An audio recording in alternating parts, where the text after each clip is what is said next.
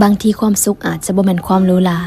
แต่เป็นความธรรมดาที่เรียบง่ายอย่าไปให้ค่ากับความสมบูรณ์แบบจนเกินไปจนลืมความสุขจากสิ่งใกล้ๆตัวความจริงแล้วความสุขก็อยู่ในนี่อยู่ใกล้จนเฮาแนมบ่เห็นตอนที่เฮาเอาแต่ไขว่คว้าหามันกับรู้สึกว่าทางข้างหน้ามันมืดมนและความสุขก็ยิ่งไกลออกไปกลับมาอยู่กับปัจจุบันหันมาแนมเมืองคนใกล้ตัวกลับมาใส่ใจสิ่งที่เฮามีพัฒนาสิ่งที่เฮาเป็นและตั้งใจเฮ็ดปัจจุบันในตอนนี้ให้มันดีกว่าเมื่อวานที่เคยเป็นความสุขมันคือความพอใจมันคือมือที่ใจเฮาเบิกบานลองปล่อยผ่านและให้อภัยกับความผิดพลาดผู้อื่นง่ายๆอย่าถือสาหาความการจับดีผู้อื่นก็บ่ได้หมายความว่าเฮาเป็นคนดีแต่อย่างน้อยๆมันก็ให้ใจเฮาเบาขึ้นในโลกนี้มีคน 7,000 ล้านคนต่าง